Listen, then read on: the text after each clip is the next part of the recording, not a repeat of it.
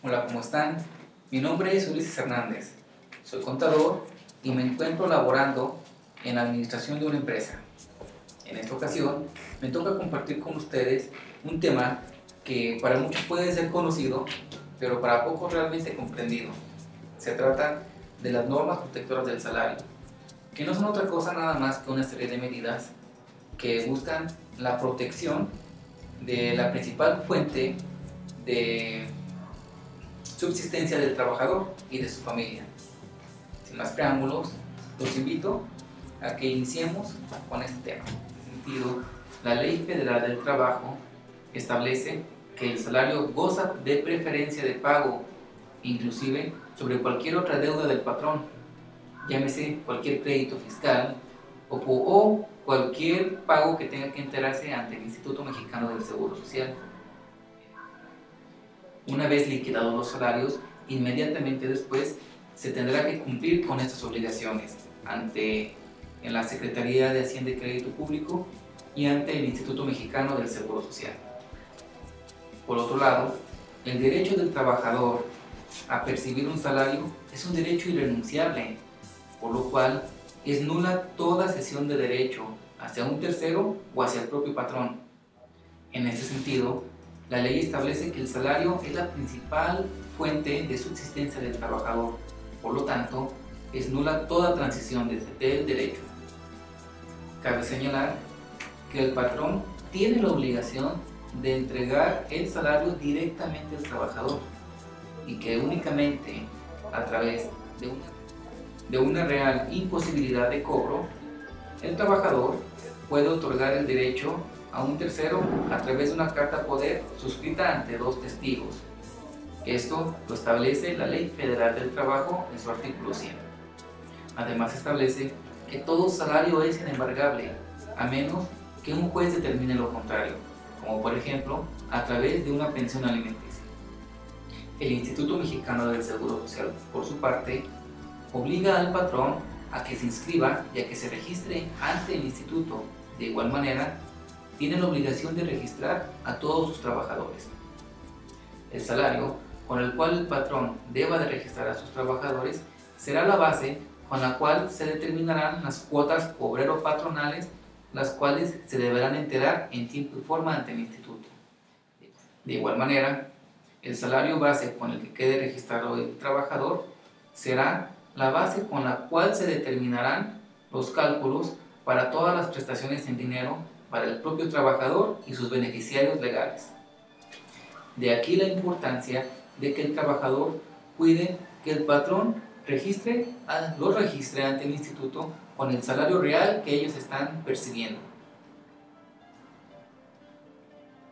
Para una correcta integración del salario base de cotización, la Ley del Seguro Social, en su artículo 27, establece los conceptos que deben de formar parte de la integración del salario.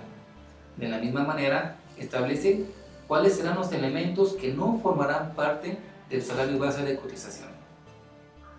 Conforme a lo establecido en el artículo 28 de la Ley del Seguro Social, establece que existe un límite superior y un límite inferior para que se puedan inscribir a los trabajadores en el propio instituto. Este límite superior no podrá ser mayor a 25 veces el salario mínimo general y el límite inferior no podrá ser menor a un salario mínimo general. Por lo tanto, si el trabajador gana más del límite superior de registro ante el instituto, el patrón pagará las cuotas obrero-patronales única y exclusivamente hasta el límite permitido por la propia ley. Como ya lo habíamos mencionado, el trabajador al momento de su inscripción en el instituto debe de cuidar que quede registrado con el salario real que está ganando en su momento. En ese sentido, el instituto establece tres distintos tipos de salario. El fijo, el cual es conocido con anticipación por parte del patrón y el trabajador. El variable, el cual no puede ser conocido con anticipación. Y el mixto, el cual es una integración del fijo y del variable. Una vez inscrito el trabajador ante el instituto, es obligación del patrón estar reportando los incrementos en el salario en base a los siguientes plazos. En el caso del salario fijo, deberá realizarse dentro de los primeros 5 días hábiles del mes. En el caso de los sueldos variables, deberá reportarse dentro de los 5 días hábiles siguientes al mes. En este caso, únicamente meses nones. Y el mixto, el cual depende de cuál sea la parte que se esté modificando, si es la parte fija o si es la parte variable. Por su parte, el impuesto sobre la renta establece en su artículo 94 que los salarios y demás prestaciones que deriven de una relación laboral, incluyendo la PTU y los ingresos percibidos por la terminación de una relación laboral, como ingresos personales, los cuales serán gravables por la propia ley. De igual forma, la ley del impuesto sobre la renta, en su artículo 93, establece cuáles son los ingresos por los cuales no se pagará el impuesto. De igual forma, la ley del impuesto sobre la renta establece en su artículo 93 cuáles son los conceptos que no gravarán impuesto, como lo son las prestaciones distintas del salario mínimo general, calculadas sobre la base del mismo salario, y siempre y cuando no excedan de los límites de la legislación laboral. Tal es el caso de las horas extras y de pago de días de descanso, sin gozar de otros en sustitución. Las indemnizaciones por riesgo de trabajo, enfermedades, jubilaciones y pensiones previstas de la subcuenta provenientes de ellos.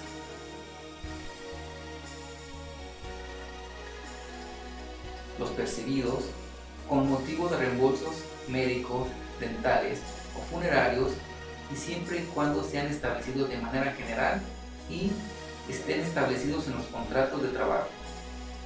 Los provenientes de cajas de ahorro, fondos de ahorro, establecidos por el patrón en beneficio de sus trabajadores, y siempre y cuando se cumplan con cada una de las reglas establecidas por la ley. Las indemnizaciones, primas de antigüedad, retiro y otros pagos relacionados con la terminación de una relación laboral hasta el límite de 90 veces el salario mínimo. Las gratificaciones, o mejor conocidas como aguinaldo, hasta el importe de 30 veces el salario mínimo. Las primas vacacional, la PTU, hasta por un equivalente de 15 veces el salario mínimo, y las primas dominicales hasta el equivalente de un salario mínimo. La ley del Infonavit establece como obligación para los patrones inscribirse y inscribir a sus trabajadores en base al salario base de cotización que esté percibiendo al momento de su inscripción. De igual manera, determinar y pagar el 5% sobre la base del salario del trabajador, el cual abonará en la subcuenta para la vivienda.